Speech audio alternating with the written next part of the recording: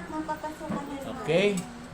Tayo po ay magpapasimula na ng ating gawain. Pangungunahan tayo ni Ate Ana. Opening prayer. Ako ang closing prayer.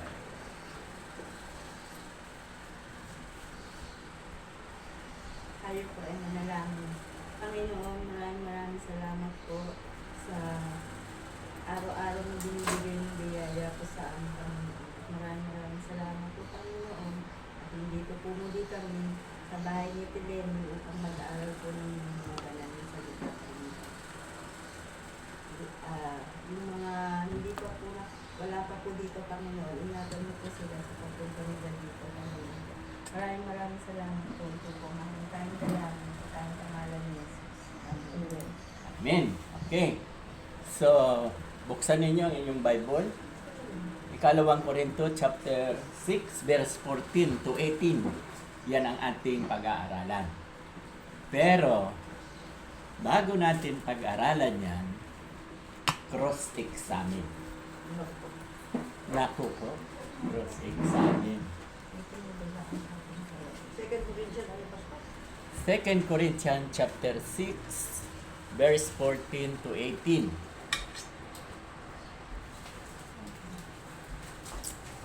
Kaya lang, sabi ko nga, bago natin yan o sisain, may mga itatanong ako sa inyo na dapat kayong sumagot. Unahin ko si Ate Lisa.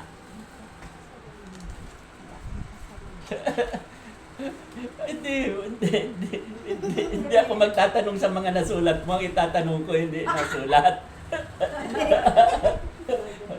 Okay, Ate Lisa.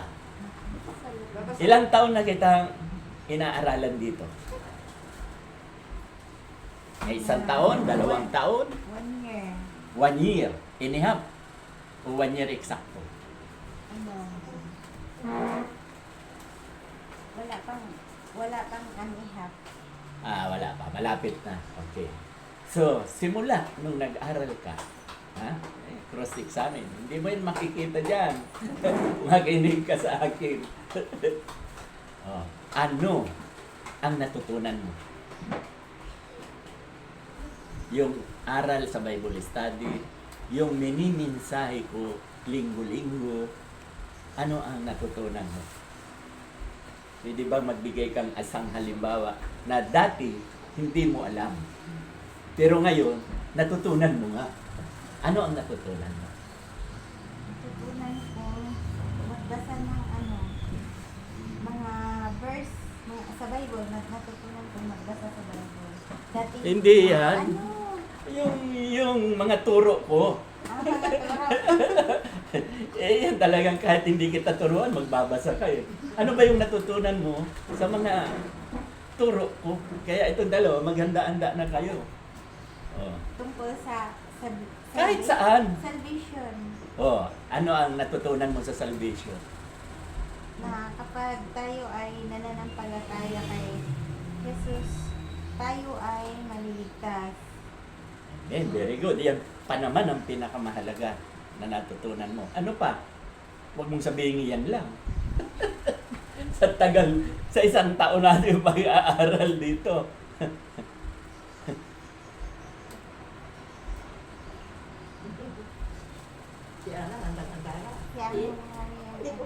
Ano mga natutunan mo? Nakikipagdebate ka na nga dyan sa iba eh. May nilalapitan ka na ganito. Hindi, mali yan si Pastor San Miguel. Ito ang tama. Ano pa? Yung sa kabila, natutunan mo. Yung sa akin, hindi. Ano yung natutunan mo sa kabila? Diba? Ang dami mong natutunan sa kabila. Sa kabila. Yung nagtuturo sa kanya, yung ikinikwento niya sa akin, si Juan daw, ano ba yung mga sinabi mo, si Mama Mary or what? Meron pa ka magbibigay ka ng 300 weekly. Ligtas ka eh. Di. Wag na yung inaral mo sa kabila. Yung tinuro ko. Yung mga tungkol sa 10 Commandments of God. Yung, lalo na yung love the Lord with all your heart, with all your soul, with all your strength. Oh, ginagawa mo, natutunan mo yan. Love your neighbor as you love yourself. Oh, ginagawa mo na yan. Yes, ginagawa Oh, ko. good. Oh, ano pa? Oh, nakatatlo ka na. Yung humayong. Wow. Oh, tama. Nagdadala ka. Sabi ni Jesus, Oh. ibinigay na daw sa kanya ang kapangyarihan mula sa langit at sa lupa. Hmm. Ano Kaya pa? sabi niya, humayo kayo, gawin ninyo mga alagad ko ang lahat ng bansa Hmm. at bautismuhan niyo sila sa pangalan ng Ama, ng Anak at ng Ay, memorya mo lang yan. Pero actually, nakita ko nagdala ka. Yung onward Tama na mo. yon. Wag na yung memoryado Yung mo. onward mo. Yung onward mo. Ay, hindi lang yun. Yung natutunan niya sa akin, halimbawa, di ba, lagi kong sinasabi sa inyo, tama yung sabi niya, humayo kayo, di ba, lagi kong tinuturo yan. Sa church, humayo kayo, naghayo naman. Katulad mo.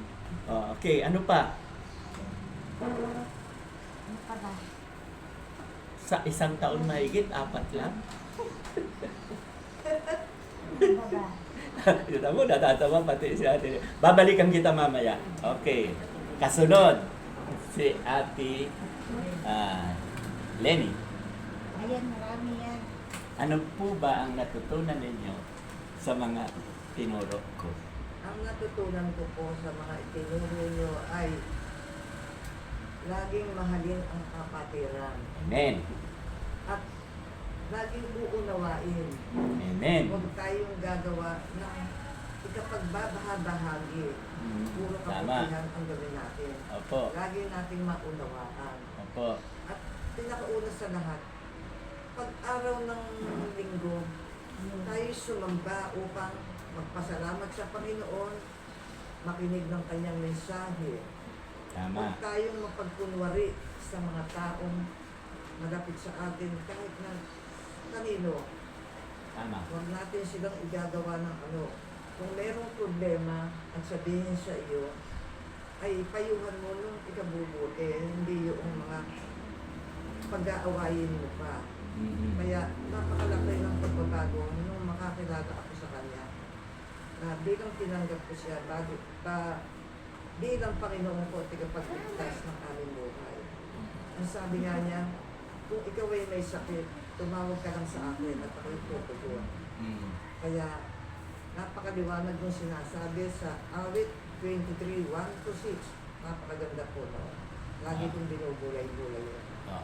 Yung Kaya- siya ang mabuting pastol. Oo.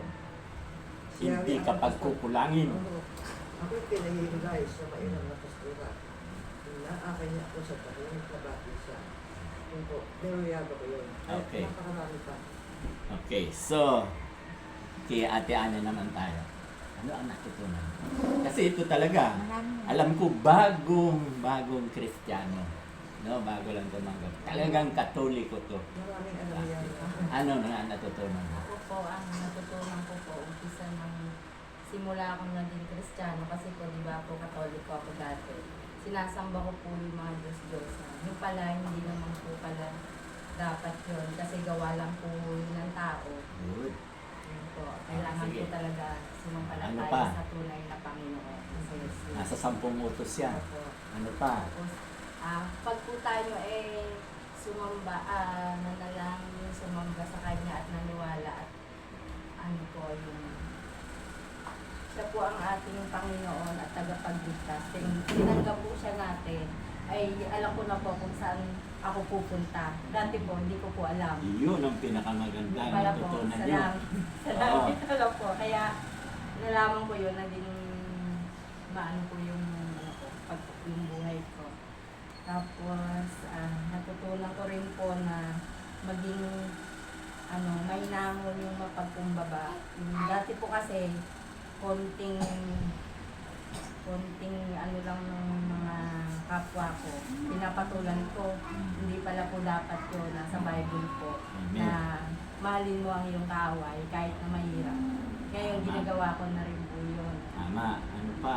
Tapos, dati po hindi rin ako nagbabasa ng Bible, kaya hindi ko alam yung mga salita ng Diyos na nakakabuti sa atin sa pang-araw-araw nating gawain. Lalo na yung nagtuturo ka na rito, di ba? Nagbasa ka ng Opo. basa noon. Malaking tulong yun. Opo. Naging mapayapa po yung yung puso ko Ano sa pa? pagbabasa ng Bible. Tapos, dati po rin, hindi ko po rin alam kung, kasi hindi po ako nagsisimba. Tapos, nuna ko yung mga ibang bagay kaysa sa Panginoon. Ngayon po, natutunan ko na kailangan pala natin kahit isang araw lang, konting oras, bigyan po natin siya ng Panginoon. Siya po ang unahin natin sa lahat ng bagay. Pangalawa, pangalawa. Marami na eh. Diba? Marunong ka nang mag-preach. Diba? Marunong ka nang At saka po, mag-presider. ano ko po, Pastor, dati nahihiya ako Oh. magsalita. Ngayon, makapal ng Ngayon mukha. po, makapal ng mukha. Totoo po yun. O ano pa? Mga leader ako po, leader ako sa mga ano, hindi po Diba? ako nagsasalita. Di ka na. Oh. Ngayon, Yung mga ibang kaya mo leader, na. Ngayon po, malakas na loob. At Kasi- kumakanta ka pa. Oh, kinalimutan ni Ate Lisa yan. Kumakanta siya, di ba? Naging Ako ang humamon sa'yo na kumanta ka ng kumanta. No? Maganda pala, boss. Oh. Sabi ni Lord, pag Sige, mabuti ang ano pa? ginagawa mo, Yan ang huwag gusto ka ko. pong mahiya. Yung itinuturo ko, ano pa ang Tapos yung- natutunan sa turo ko? Yung mga ano po, Pastor, yung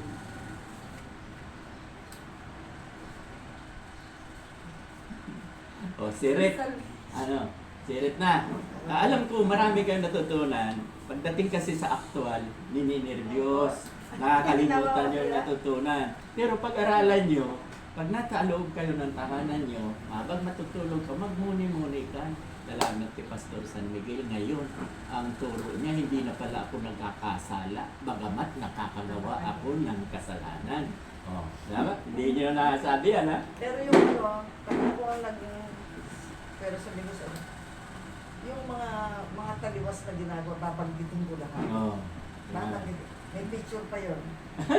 Nakita mo, maganda may picture. Hindi Tuwa ba- ako sa iyo. Meron kang USB. Kasi, inaano ko yun. Ang hirap kayang gumawa. Gagawin mo yung ipapatay ko kayo. May envelope ako. Talagang prepare ako. Hindi katulad nila na memoryado lahat. Oh. Hindi ba? Memoryado nila isulat ko. Hindi ko makalimutan. Oh. Tama yan, tama. Libre namang umagay. basa. Tapos, meron akong mga Mas papaliwanag. verse doon na sasabihin na nakita mo yung mga tipre, yung mga susugal, yung ano, meron. May tanong pa ako. Mayroon bang kasalanan na hindi pinatatawad? Tinuro ko rin yan. Wala, lahat pinatatawad ng Panginoon pagka ikaw ay talagang humingi ng tawad sa Kanya.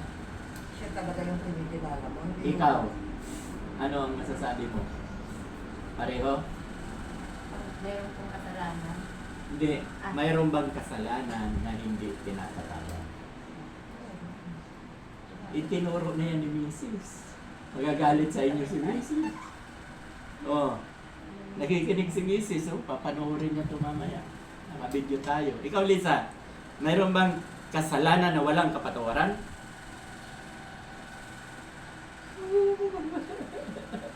Ay, meron din, Pastor. Mateo! Sige, ano yung Mateo sinasabi mong... 14:15. O ano yun? Sabi doon, kung pinapatawad na ninyo ang mga nagkakasala sa inyo, ay papatawarin kayo ng inyong Ama na nasa langit. Subalit kung hindi inyo pinapatawad ang mga nagkakasala sa inyo, ay hindi kayo patatawarin Hindi ng ka rin. Ama. May katwiran, pero hindi yun ang pinakakuan. Pero may katwiran yun, tama yun. Mateo 6:14. 6:14-15. Okay, ito ang kasalanan, walang kapatawaran. Blasphemy. Di ba kahit sa sermon sinasabi ko yan sa inyo eh. Yung pangangalunya. Hindi. Ang blasphemy, hindi pangangal. Ang pangangalo niya, kahit ilang babae ko, patatawarin ako ni Lord. Pag, di ba si Solomon? Oo, marami ba? 700 ang asawa, 300 ang babae. So, 1,000. Oh. Same. Same yun. So, ang babae, madaling patawarin ang lalaki kung ako babaero. Pinatawad na nga ako eh. Di ba dati ako babaero? Ang blasphemy, hindi nyo ba alam ang blasphemy? Na-sermon ko yan. Yung sinabi ko na si Apollo Kibuloy, ang kasalanan niya ay blasphemy. Ang ibig sabihin, kapag inangkin mo na ikaw ay Diyos, Ayun, oo. blasphemy, walang kapatawaran. Iinangkin ni Kibuloy na siya si Jesus, Oo. ako ang daan, katotohanan at ang buhay. Walang makapupunta sa Ama kung hindi dadaan kay Apollo, kay Buloy. Kaya ayun, nakatulog. Blasphemy, parurusahan niya. At blasphemy, hindi na patatawarin ng Diyos. May Kahit, yerno na talaga. kahit lumod siya ng lumod, humingi ng tawad, wala na patatawaran. Kaya huwag tayo Saka yung kanyang ginagawa, hindi. Ang laki ng kongregasyon niya. Mm. Basta gusto niya, yung mga bata. Tama. Pinapakialaman niya. Tama. Oo. Dahil hari na si Oo. makapangyarihan. Basta sinabi, ikaw. Papupuntahin sa kwarto. Oo. Masayihin daw muna siya. Oo. Yung masaya. Napakalaki. Grabe, ang dami. 200 lang ang nag-complain. Marami pang hindi nag-complain. Balak niya yata maging si Solomon. 1,000 ang asawa. Sa kanya ay naasawa. Di ba? O, yan ang walang patatawaran. Kaya dapat yung matutunan. Ano pa? May sinabi pa siya doon na bumaba daw ang Panginoon sa Palawan. Kasi nandun siya sa Palawan noon eh. Nasa Palawan na pala ngayon ng Diyos. Sabi ng mga tumutubig siya. O, ano pa? Siya yun. Ano pa? O, ako, sasabihin ko. Di ba? Kalimutan natin. Di ba ganito? Kapag ang asawa mo, si Tom, ay hindi mananampalataya, ikaw mananampalataya, ano na si Tom ngayon? Ligtas. Banal Dahil din, sa- dahil sa diba? Huwag niyong kakalimutan yun, napakahalaga na. Oh, ito pa. Tayo ba ay may kasalanan pa? Wala na. Tama. Oh, bagamat nakakagawa pa tayo ng kasalanan. Hindi tayo humingi ng tawad. O kung hindi makahingi ng tawad. Likas pa rin. Kasi Amen. tinanggap na natin siya. Amen. So, di ba, itinuro ko sa inyo, 1 John, chapter 5, verse 20, o 18, doon sa 18. O ano ang sinasabi sa 18? Kung sa, anong tawag dyan? Nasaan yung cellphone ko? Kung sa King James, basahin nyo, 1 John 5:18. Diyan, ang nakasulat, ang mga anak ng Diyos ay hindi nagpapatuloy sa pagkakasala. Sige, basahin nyo. Alam natin ang mga anak ng Diyos ay hindi nagpapatuloy sa pagkakasala sapagkat iniingatan sila ng anak ng Diyos at hindi sila maaaring galawin ng dati. Tama. Ang diyan, hindi nagpapatuloy. Ang ibig sabihin, nagkakasala.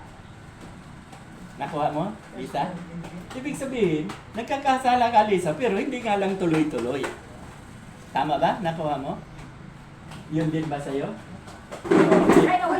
O dito sa kuwan. Okay lang, kaya mo yan.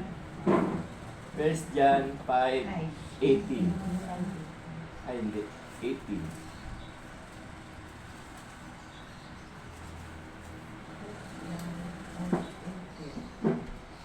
Oh. Nakita na niyo. Ako nakita ko na. Oh, sige, basahin mo yan. Pareho lang yan sila. Alam natin ang mga anak ng Diyos ay hindi nagpapatuloy sa pagkakasala sapagkat iniingatan sila ng anak ng Diyos at hindi sila maaaring galawin ng diablo. Oh, tama po. Tama na. So, ang ibig sabihin kasi dyan, sa bagong sali na yan, nakakasala ka pa rin. Kasi hindi ka na nagpapatuloy. Nakuha mo ba, Ate Lily? Ang ibig sabihin niyan? Ang ibig sabihin niyan, nagkakasala ka pa rin. Eh, ang sabi ko, tayo, na totoong Kristiyano, ay hindi na nagkakasala. Bagamat, nakakagawa ng kasalanan. Matagal ko na itinuro yan sa inyo. Meron pa ritong bisita noon. Ito, pakibasa. Ito ang tama. King James to eh. Sa ibig May po. English, may Tagalog. Tagalog po. Sige. Nalalaman natin na ang sino mang ipinanganak ng Diyos ay hindi nagkakasala. Natapwat ang ipinanganak ng Diyos ay nag-iingat sa kanyang sarili at hindi siya ginagalaw ng masama. O ano ang naintindihan mo sa binasa mo? Ang mga anak ng Diyos ba ay hindi nagpapatuloy sa pagkakasala? Hindi po. Ang mga anak po ng Diyos ay Totally, hindi na nagkakasala. O, dahil diba? po Ang layo dito eh. Sa kanya, hindi nagpapatuloy sa pagkakasala. Sa madaling salita, nagkakasala. Kasi Kaya lang hindi tuloy-tuloy. Pero hindi na ito yung nakakasala. totoo, ito ang unang Bible, King James muna, bago yan. Kaya dito, napakaliwanag po, Ate Lady, na tayong mga anak ng Diyos, na bagamat nakakagawa tayo ng kasalanan, hindi na tayo nagkakasala. Bakit? Hindi na sa atin credit yung kasalanan. Bakit hindi na sa atin credit, Lisa? Bakit hindi na sa atin credit ang kasalanan na nagagawa natin? Kaya, bago ko ito iwan, dapat maunawaan nyo to. Bakit hindi na credit sa atin ang kasalanan, bagamat nagkakagawa ka ng kasalanan? Dahil kay Jesus. Hmm? Dahil kay Jesus. Dahil kay Jesus, tama. Pero ipaliwanag mo. Paliwanag nyo. At saan mababasa? Tama yung sinabi mo, dahil kay Jesus. Paliwanag. O, huwag kayong nahiya. Napakahalagang matutunan nyo yan. Na tayong mga Kristiyano, na bagamat nakakagawa ng kasalanan, wala na sa atin ang credit na kasalanan. Kaya, sinless na tayo forever. Kaya nga, may assurance tayo, sa langit na tayo forever. Na bagamat, dahil may kahinaan naman tayo, wala namang hindi nakakagawa ng kasalanan. Ang mapalad tayo dahil tayo ay anak ng Diyos. Ang anak mo ba, papatayin mo kung nagkasala sa'yo? Hindi. Ganon din ang Diyos. Hindi niya tayo papatayin sa dagat-dagatang apoy. Ang mga papatayin niya na hindi naman mamamatay, yung nasa dagat-dagatang apoy. Pero tayo, heaven, anak ng Diyos. O hindi nyo naunawaan, no? Lisa, pakinig ka. Kaya hindi na tayo nagkakasala, ha? Unang Timothy chapter 2, verse 5. Basahin nyo. Mas maganda yung binabasa nyo. Unang Timothy chapter 2, verse 5 and 6. Matagal ko na tinuturo yan, ha? Tandaan nyo. Paulit-ulit na lang ako dyan. Verse 6. Unang Timothy chapter 2, verse 5 and 6. Sino nakakita? Basa. Chapter 2, 5 and 6. Sapagkat iisa ang Diyos Oh. at iisa ang tagapamagitan ng Diyos at sa mga tao, ang taong si Kristo Jesus. Yes. Inihandog niya ang kanyang buhay upang tubusin ang lahat na mula sa kasalanan. Yes, tama. Tama na po. Okay na, 6. Hanggang 6 lang naman. Hindi pa katapos yung 6. Oh, sige, tapusin ang 6. Bayad din. Binayaran niya na kasi narinig ko eh. May nagbayad. Ang katotohanan, ito ay pinatunayan sa takdang panahon. Tapos na. Oh. So, ang ibig sabihin po niyan, mapalad tayo. Oy, may tawag ka. Sino? Ha? Sino? Hindi. Sing? Sino? Hello. Ito, nagbabible na kami. Sasama na yung kaibigan mo. Ngayon, oo, nagbabible na kami. Si Gemma Oo. Manalo. Si Gemma Manalo, di ba? Arthur. Oo. Gemma Manalo, Arthur. Oo, ito na. Nagbabible na kami. Sinabi ko na kay Pastor. Oo. Sa closing prayer. Yes, yes. Oo. Uy. Diyan mo na lang sa tabi. Okay. So, maliwanag po ang sinasabi dyan. Mayroong tagapamagitan. Alam ko mga alaala nyo yan. Mayroon tayong mediator. Ha? Ano ba ang ibig sabihin ng mediator? Tagapamagitan. May namamagitan. Ang ibig sabihin, halimbawa, ito ang Diyos. Ha? Tingnan mo, ito ang Diyos. Ako si Jesus. Siya ang Diyos Ama. Ako si Jesus. Yung kasalanan mo, ako ang mamamagitan para sa Kanya. Ang sasabihin ko kay Ama, dahil di ba Diyos Ama yan at si Kristo? Si Kristo ang mediator. Ang sasabihin ko sa Ama, Father, binayaran ko na ang kasalanan ni Lisa. Binayaran ko na ang kasalanan mo. Kaya sinless ka na. Wala, hindi na sa'yo credit yung kasalanan nagagawa pa rin natin hanggang ngayon. Kasi walang tao na hindi pwedeng hindi makagawa. Magsinungaling ka lang eh. Halos araw-araw nagsisinungaling tayo. Kasalanan yun. So, impyerno ka na pala. Hindi. Kasi mapalad ang Kristiyano. Maganda to, mapalad tayo. May namamagitan. Si Jesus, sasabihin niya sa Ama, yung kasalanan ni Pastor San Miguel noon, ngayon, pati yung darating, mayaman na. Yan ang sinasabi, ransom sa English. May nagbayad. No? Yan, di ba? Sabi, pakibasa ulit. Yung 6. Sapagkat iisa ang Diyos at iisa ang tagapamagitan sa Diyos. 5 yan. Sa 6. Walang gano'n sa nihandog niya ang kanyang buhay upang tubusin ang lahat mula sa kasalanan. Oh, ano ibig sabihin ng tubusin? Tinubos niya. Tubos. Kung baga sa sanlaan, may nagasanla, tutubusin. May nagbayad. Oo, may nagbayad. So, si Jesus ang nagbayad sa kasalanan niyo. O huwag niyong kakalimutan yan. Napakahalaga yan. Nabagamat. Di ka ba maligaya, Lisa? Nabagamat nakakagawa ka ng kasalanan, Salamat. banal ka pa rin. Kasi hindi na sa'yo credit ang kasalanan. Kanino na credit? Si Jesus. Si Jesus ang ginawang makasalanan. Kasalanan mo, kasalanan ko, inako lahat ni Jesus. Through faith. Pero yung hindi naniwala, na hindi nanampalataya kay Kristo, sorry na lang. Impyerno sila. Nakukuha mo, Ate Lisa? O, wag yung kakin. Ang tagal-tagal ko nang tinuro niyan. Paulit-ulit dito pa mismo. So, bagamat nakakagawa tayo ng kasalanan, ay hindi na tayo nagkakasala. Sabi sa binasa mo kanina, sa 1 John 5:18, ang mga anak ng Diyos ay hindi na nagkakasala. Inang inilipat sa John, hindi nagpapatuloy sa pagkakasala. Maling-mali. Maling-mali. Sa madaling salita, nagkakasala ka pa rin. Hindi nga lang nagpapatuloy. Liwanag, common sense. Kaya, ito, inaaralan ko kayo, napakahalaga po niyan. O, kaya, nagpapasalamat naman ako, may nakalimutan kayo, at mayroon naman natutunan. Pero, nawa, no, huwag niyong kakalimutan yan. Napakahalaga niyan. O, kaya, tayo ay hindi na nagkakasala. Bagamat, nakakagawa ng kasalanan.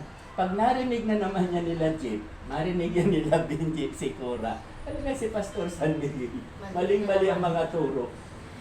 Hindi nila matanggap yan. Lalo na yung ang asawa mo, dahil sa iyo, pinakibanan, ginabasa naman natin sa Bible. Hindi naman ako, di ba? Nasa Bible naman din. Sa Bible naman, hindi naman ako ang nagsasabi. Alam ko lang, ipaliwanag. Ano liwanag? Binabasa. Tulad ngayon, tayo pala hindi na nagkakasala. Mapalad tayo. May mediator tayo. Kaya ang kaligtasan natin with assurance. Sigurado. Hindi katulad ng turo ng iba. Kapag nagkasala, ka-impyerno ka na naman. Dapat kang humingi ng tawad na naman. Tayo, kahit hindi tayo makahingi ng tawad, destinasyon natin, sa langit na tayo, nakadestino. May tigapamagitan tayo. Oo, mabayad tayo. May nagbabayad. Tinubos. Sabi dyan. Oh, sasanglaan. Para matubos mo yung nakasangla. Babayaran yun. Oo. May nagbayad. Diba napakapalad? Umpisa ko lang dito magturo. Kung natatandaan mo, Ate Lenny, nandyan si Pastor Dado. Tinatawag ko pa siyang pastor kahit hindi kasi ang plano ko nga gawin ko siyang assistant. Pero alam kong hindi siya pastor. Pareho kami ni Dado. Na itinuro namin yan na ang kasalanan natin, bayad na. Yung kasalanan mo noon, kasalanan mo ngayon, pati yung darating bukas na nagagawa mo. Kaya lang, ito na. Paano yan, pastor, kung mag-aabuso? Sige nga, sagutin nyo nga. Hindi po maabos. Ha? kung nasa sayo po ang banal na espiritu, hindi ka po mag-aabos. Tama. O, Ate Lisa, paano yan? Kasi yung iba, ganun ang kaisipan niya. Paano po? Ate Lisa, paano kung mag-abuso? Ligtas na pala ako. Gagawin ko ng mga kasalanan, magnanakaw ako, papatay ako, huhuldapin ko sila, magpapayaman ako. Ligtas na pala eh. O, paano? Ano ang masasagot mo dyan? Cross-examine din yan. Lagi kong itinuturo din yan. Memoryado mo yan. Baka lang ninenervyos ka. Memoryado nyo yan. Totoo yan. Sa school, may exam, ninervyusin ka talaga. Kahit alam mo. Kahit alam mo, hindi mo may Tapos na yung exam. Tapos, please, Ayun. alam ko pala. Oh, paano yon? Di mag-aabuso na. Dahil ligtas na. Diba? Bakit mo? Tama ang sinabi mo, hindi. Bakit? Bakit hindi? Kayong tatlo, tatanungin ko, bakit hindi na mag-aabuso? Dahil narinig mo na yung kung ano yung bawal na ayaw ng Panginoon eh gagawin mo pa ba? Eh di parang abuso na nga yun. Tama. Oh, so, Sabi nga huwag kang magnanakaw, huwag kang mangangayon niya, huwag kang magchichismis, huwag kang gagawa ng mga kapahagi. okay. Oh. Sirit na. Oh. Ulitin ko lang ha. Hindi tayo mag-aabuso kasi ang Diyos ay pumapalo. Diba? Gusto niyo ba mapalo? Mababasa sa Hebreo chapter 12 verse 5 to 7. Ang sabi doon, di ba? Huwag na nang basahin, ako na. Ang sabi doon, huwag ka namang magtampo anak kapag pinapalo kita. Dahil ang ibig sabihin yan, kaya kita pinapalo, Lisa, dahil mahal kita. Dahil mahal tayo. So, pinapalo niya tayo. Ngayon, sabi niya dyan, mag-isip-isip ka. Pag hindi kita pinalo, hindi kita na. Oh, di ba ang liwaliwanag? Okay.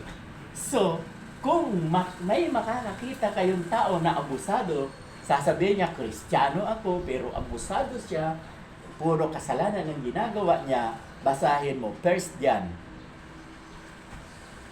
1 John, chapter 3, verse 10. Lista nyo ah. Pero matagal ko na rin tinuro yan.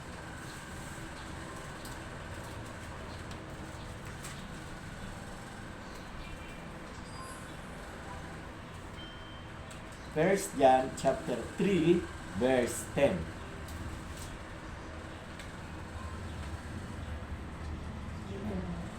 Okay. Sino ano? Sige, basa. Dito natin makikilala kung sino ang mga anak ng Diyos at kung sino ang mga anak ng Diablo. Ang sino mang hindi gumagawa ng ayon sa kalooban ng Diyos ay hindi umiibig sa kanyang kapatid at hindi anak ng Diyos. Doon sa Bible ko, ang salin doon, ang nagpapatuloy sa pagkakasala ay anak ng Diablo. So, mag-isip-isip ka. Kung puro kasalanan ang ginagawa mo, hindi ka anak ng Diyos. Hindi ka papaluin. Hindi ka papaluin. Kasi ang pinapalo lang nila, yung anak niya. Sabi niya, di ba, huwag ka naman magtampo anak. Kapag pinapalo kita, ay ibig sabihin niyan, mahal kita. Dahil ayaw ko mapahama ka. Pero pag hindi kita pinalo, hindi kita anak. Kaya yan, nagpapatuloy sa pagkakasala. Hindi. Sa impyerno ang tumo niya. Nakuha mo ba, Adelisa? Yung nagpapatuloy sa pagkakasala ay anak ng Diablo. Huwag mong angkinin. May example yan. Basahin nyo sa 12. Si Cain at Abel. First John 12. Oh, doon din. ay 3. Kasi kanina 10 sa 12. 11, 12. Ito. Example yan. Oh, sige. 11. Oh. 12 po. 12, 12. 12. Oh, sige. Si Cain at Abel. Huwag tayong tumulat kay Cain. Na kampo ng Diablo. Pinaslang niya ang kanyang kapatid. Si Abel. Bakit? Sapagkat masama ang kanyang mga gawa. Ngunit matuwid ang mga gawa ng kanyang kapatid. So si Abel, righteous, matuwid. Pero si Cain, ang liwaliwanag, ang nagsabi, Kampon Kampon ng ng Diablo. Sa madaling salita, anak siya ng Diablo. Doon sa Bible po, maliwanag nilagay, si Cain ay anak ng Diablo. Ang nagpapatuloy sa pagkakasala sa 10 ay anak ng Diablo o kampon ng Diablo. Pareho yan. Kampon, anak. Pareho yan. Okay, so nakita nyo na. Tayong mga totoong Kristiyano ay hindi nagpapatuloy sa pagkakasala kasi pinapalo tayo. At mayroon tayong mediator. May namamagitan, may nagbabayad. O, di ba? Di ba tayo matutuwa niyan? So, napakahalaga niyan na binalikan ko na at least may oras pa naman. Okay, kasi itong aral na ni-review ko sa inyo, matagal ko nang tinuro yan. Ang gusto ko lang malaman kung nakalimutan nyo na ba o hindi. Kaya in-examine ko kayo eh. Di ba? Kahit sa school eh. May examination eh. Hindi pwedeng, pero hindi pwedeng araw-araw. Ako matagal ko na kayong hindi ini-examine eh. Ngayon ko lang kayo cross-examine ang tawag ko nga. Pag nag-YouTube. Kasi napakahalaga ang mga ito. Kasi tingnan nyo, kung ikaw walang natutunan, si Ate Lini walang natutunan sa turo ko, saka si Lisa, hindi na ako babalik dito. Gusto marami. Marami kami natutunan. Nakuha nyo? Nasa ano lang namin, naka-stack. Hindi na raw tayo babalikan ni Pastor. Wala daw tayo natutunan. Sayang naman ang panahon, di ba? Marami po paso. Sayang ang panahon nyo, sana panahon sayang ang pamirinda. Ate Lini, ang sarap pa naman ng merinda natin ngayon. Imported. Oh, may gumawa. Tinatikman sa akin, ang sarap. Kaya na. Hindi sa susunod eh, pagka ganyang bagyo-bagyo o ano, hindi na ako magpapaluto kasi hindi ko alam kung darating kayo o biscuit na lang ihahanda ko. Okay lang. Walang problema. Oo, Botilin. Kasi magpapaluto si Angie ang pinagluto ko. O, mabalik tayo sa usapan natin, ha? Dahil kung wala kayong natutunan, Punta sa pagkain. tapos na.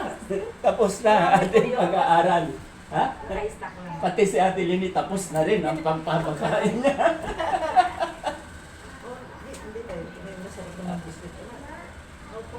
O, ang sa akin, joke-joke lang yun. Hindi ko, parang sina-challenge ko lang kayo. Hindi ko gagawin yan. Hindi ko kayo tatantanan.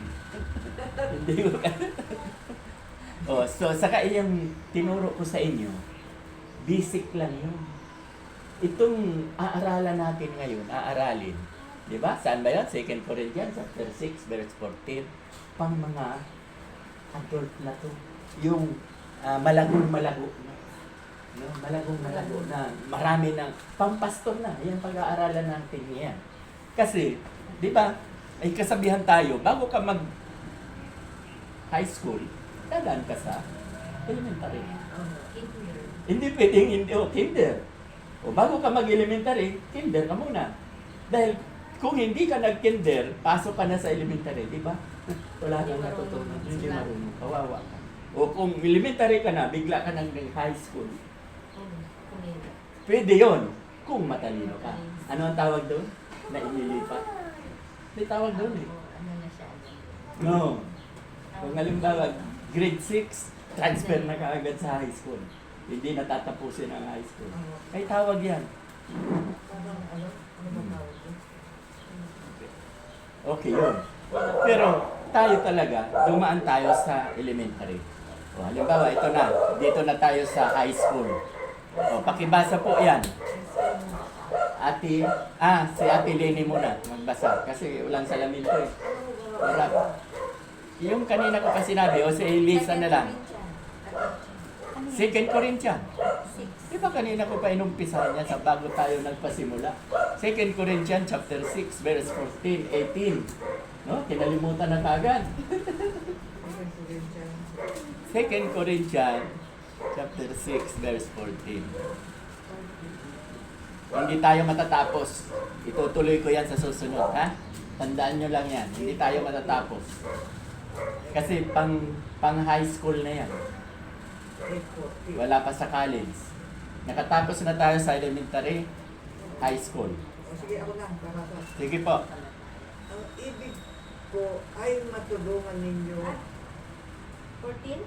14, iba po yan. Hindi ba sabi niya 8:14? 6:14. Chapter 6, verse 14. Ito talagang Ang sabi, do not be yoked with unbelievers sa Huwag English. kayong makisama Yes. sa mga di sumasampalataya na para bang kapareho ninyo sila. Maaari bang magsama ang katwiran at ang kabiguan o kaya ang liwanag at ang kadiliman? Diretso, Pastor? Sige po. Maaari bang magkasundo si Kristo at ang Diablo? Ano ang kaugnayan ng sumasampalataya sa di sumasampalataya o di kaya'y templo ng Diyos sa Diyos-Diyosan? Hindi ba tayo templo ng Diyos na buhay, na nananahan, na buhay? Siya rin ang may sabi, nananahan ako at namumuhay sa piling nila. Ako ang magiging Diyos nila at sila'y magiging bayan ko. Okay, 18 na ba yan? Hindi o. Hanggang 18. Kaya lumayo kayo sa kanila. Kumiwalay kayo sa kanila. Sabi ng Panginoon, iwasan ninyo ang anumang marumi at tatanggapin ko kayo. Ako ang magiging ama ninyo at kayo magiging mga anak ko. Sabi ng Panginoon, makapangyarihan sa lahat. Okay, salamat. Okay, paki-explain kung binasa mo. Ano ang naintindihan mo doon? Naintindihan. Huwag po tayong makisama sa mga hindi sumasampalataya kasi po, kung tayo ay mga anak ng Diyos, hindi po pwedeng magsama ang liwanag at dilim. Ibig sabihin po, kung may liwanag, hindi po pwedeng samahan ng dilim. Di ba? Pag may dilim, may liwanag, hindi pwede magsama. Opo. Kasi May liwanag. subukan mo patayin ng ilaw, madilim. Dilim. Pag binuksan mo ang Liwanag. ilaw, nawawala yung dilim. Kaya hindi Puro pwede liwanag. magsama. Opo. Okay. Tapos kung yung yung mga hindi po anak ng Diyos ay yung sumasampalataya sa Diyos-Diyosan at sumasampalataya sa Diyos na buhay ay hindi rin po pwedeng pagsamahan. Okay, may tanong ako, Lisa. Yung number 1, ano ang masasabi doon? Huwag kang makisama. Sa ibang salita, huwag kang makipamatok. Sa English, do not be yoked with the unbelievers. Yan number 16, ay 14. Diba? 6:14. Huwag kang makisama. Ano ang nakikita mo dyan? Malapit na tayong matapos pero hindi pa tapos. Sa susunod, tutuloy ko. Mahaba to. Susubukin ko lang kung kaya nyo na ang high school. Paliwanag mo yan. Huwag tayong makisama sa mga taong masama.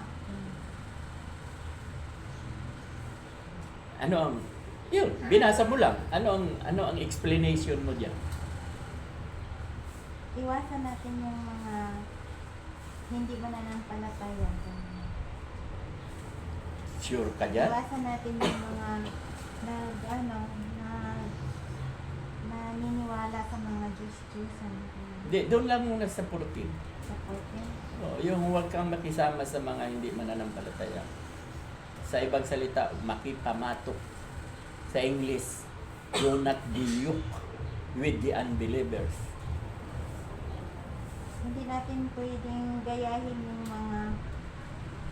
mga gawain masama ng mga hindi mananampalataya. Kaya nga, di ba sinasabi ko sa inyo, itong aralin ito, hindi na to elementary. Ito ay pang high school. No? Medyo mataas-taas na aral. So, ang iba kasi, tulad nung sinabi kanina ni Ate Lisa, huwag na daw makisama sa mga masasama. Di ba? Kasasabi mo lang, Ate Lisa. E paano yung, di ba? Paano yung Matthew chapter 20 verse 19? Therefore, go and make disciple of all nations. Kaya tumayo kayo, gawin yung alagad ko lahat ng bansa. Sino ba ang pupuntahan mo doon, Ate Lisa? Di ba yung mga makasalanan? Salamat. Di ba? Di ba, Ate Lisa? Paano ka makakaakay ng magkasalanan kung hindi mo lalapitan? Dahil utos yan. Di ba? Nandyan. Utos ni Pablo yan eh. Sulat ni Pablo yan eh. Unang Korinto. Oh, di ba ikaw, Ate Ana? Anong ibig sabihin yan? Huwag tayong makisama sa masasama. Sa mga hindi nananampalataya. Anong ibig sabihin niya? Sa akin po, ang pagkaintindi ko po doon, pwede po tayong makihalubilo sa kanila, yung makisama, yung pwede natin silang basahan dito po sa Bible. Pero po, pag hindi po tayo pwedeng makisama, yung ginagawa Good. nilang masama, huwag po natin Good. gagayahin. Pero pwede Yes. natin silang turuan Oh. ng magagandang salita ng Diyos. Yung Na- po pagkaintindi. Nakuha mo, Ate Lisa. No? Kasi, tulad ko. Di ba pastor ako? Kayo noon hindi pa. Hindi pa kayo, di ba? Paano kayo maaakay kung hindi ko kayo lalapitan? Eh, di ba si Ate Lini, matagal na to. Nauna pa sa akin itong, Sa church. nauna pa, mga isang taon. 36 na yata siya, 35 ako. Eh, Kristiyano na yan noon pa. Hindi ko siya naakay dahil talagang Kristiyano na. Pero kayong dalawa, ang liwa-liwanag, paano kung hindi ko kayo lalapitan? Lalo kami. Wala pala. Walang madadagdag kilo eh. Di ba? Eh, ang dami na kayang tumanggap diyan.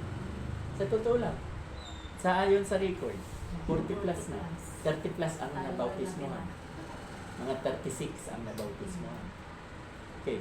So, kaya lang, hindi ako nakakatiyak kung totoo silang tumanggap.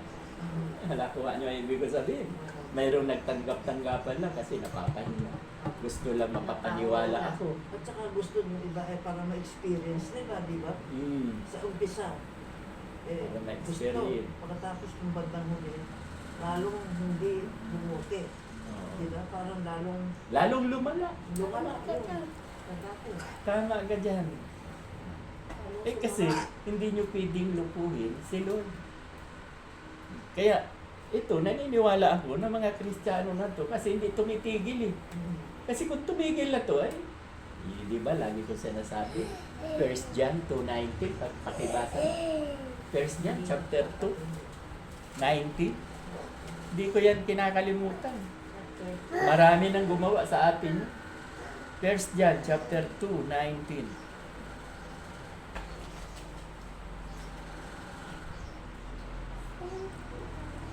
Kahit po sila'y mga dati nating kasamahan, ang mga taong iyon ay hindi natin tunay na kasama, sapagkat kung sila'y tunay na atin, mananatili sana silang kasama natin. Ngunit umalis sila upang maging maliwanag na silang lahat ay hindi tunay na kasama natin. Ba? Ang liwaliwanag. Ang liwaliwanag. Kaya ako, hindi ako naghihinayang. Hindi ako, di ba, lagi ko sinasabi kay Lini, kahit tayo na lang Ate Lini ang matitira, magpapatuloy pa rin ako. Noon ko pa yan, sinabi kay Ate Lini, wala pa tayong Diyos. Tatlo tayo rito, si Christy. Kasi yaya ko ng yaya. Sige na, magtayo na tayo. Eh, baka mamaya-maya, mukat-mukat mo yan. Tayong dalawa na lang Ate Lini ang matira. Pero hindi pa rin ako tipidin. Oh, nangyayari na. Nangyayari na. Kasi hindi ko malaman ang dahilan nila. O nilulok. Ako, kaya nila akong lukuhin. Pero ang Diyos. Talaga pag gusto, pag talagang sila'y atin, hindi tayo iiwan. Kaya thank God, ikaw nandyan ka pa. Thank God, si Lisa nandyan pa. Hindi mo kami iiwan. Nakuha ba? Tunay na. Pwede mo akong iwan. Pwede mo kaming iwan kung lilipat kayo ng lugar. Lugar. Ba't sa church eh, ang daming church dito, iiwan mo pala kami. Pwede kang pumunta ng Evelyn. Church din yan. Oo. Oh. Saka ibig sabihin, magpaalam, hindi yung basta magtatarito. Tama. Maghihiwalay kayo ng parehong maluwagang kalooban. Tama. Bigla ka na lang nawala. Tulad nung ginawa ni Ate Arlene. Paano? Ano? Kaya alam po natin. Doon nung umalis ako roon mga 10 paalam ata ako. Ayaw pa yan. Puro hindi. Hanggang ngayon, nagme-message sa akin. Oo. Mula nung umalis ako roon, hanggang ngayon. Okay, so, hindi pa ako tapos ha. Oo. Wala nang oras. Mananalangin na ako. At dahil may 10 minutes na lang, no? Iniisip ko rin si Ate Lisa, marami itong Pastor yung oras. sinabi kong pangalan. Oh, saka si yung- Gemma Manalo Arthur. Tapos kapatid ko rin. Tsaka yung Si kapatid kapatid ko, mo. patuloy Sa na team. gumaling, si Oscar. Oo, kagalingan. Ako rin. At kagalingan totally Oo, sa'yo. yung pamilya ko, Pastor. Yung pangalan ng kapatid mo? Ana Rhea po. Ana Ray? Ana Ray? Ana Rhea. Okay, Ana Rhea Rhea. na lang po. Rhea. Mas madali Ana Rhea kasi Ako. iniisip lang kita. Ana. Ana Rhea. Okay, so tayo po ay umangkot, manalangin. Ama naming Diyos na makapangyarihan sa lahat, maraming pong salamat. Muli ay tinipon mo kami sa tahanan ni Ate Lenny na kami po ay makapag-aral ng iyong mga salita.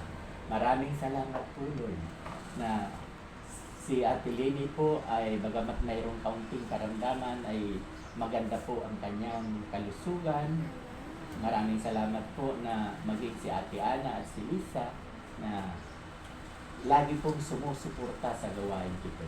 Lord, dalangin ko po, Lord, na ang mga kasamahan po namin na hindi kasama namin ngayon ay inyo pong ingatan, pagpalain, at nawa, Lord, ay dalhin po muli ninyo sa tahanan ito dahil nananalig ako, nananampalataya na kayo po ang Diyos na makapangyarihan sa lahat. Sa iyo po'y walang imposible. At kayo po ang dakilang misyonero. At hindi lamang po yan, magpadala ka rin po ng mga bago dahil sayang naman po ang panahon kung kakaunti lang ang makakakilala. Kaya patuloy po akong lumalapit sa inyo. Dinadalangin ko rin po ang kapatid na Oscar at si Gemma Manalo Arthur ay maging ang si Ate Lenny yung kanyang karamdaman ay gusto kong totally heal. At maging si Ate Adlin na alam ko mayroon din po siyang karamdaman at maging si yung pamangkin ni Ate Merlin na binuntahan niya sa kasalukuyan at maging si Ann Reyes na kapatid ni Ana. Dinadalangin ko po Lord yung karamdaman. Nawa po Lord ay gumawa kayo ng himala. Ipakita po ninyo sa dakong ito, ipakita po ninyo na kayo ang Jehovah Rapha, ang dakilang manggagamot. Ako po'y naninikluhod sa inyo bilang inyong manggagawa. Kayo na rin po ang nagsabi na sa Bible na kapag ang taong maghingi na humihingi ng kagalingan ay inyong tinutugon. Very effective and powerful. Yan po ang lagi niyong sinasabi. Kaya ako bilang inyong lingkod, Lord, na ako ay inyong pinapapaging banal, ay naniniklo sa inyo. Nawa po, Lord, ipuin po ninyo ang mga kapatiran sa kami. Maging ang aking may bahay po, dahil mayroon din po karamdaman ang aking may bahay. Kung si Lisa mayroon unti-unti daw karamdaman, ay nawa, Lord, ay ipuin din po ninyo. At ito po ang aking dalangin, ibinibigay ko po ang kapurihan sa pangalan ni Jesus na aming tagapagligtas. Amen at amen. Okay, magandang hapon sa inyo. Magandang hapon din sa inyo. Ulit. Yan, balik ka muna. Ako hindi sakit yung karamdaman sa katawan. Karamdaman sa puso.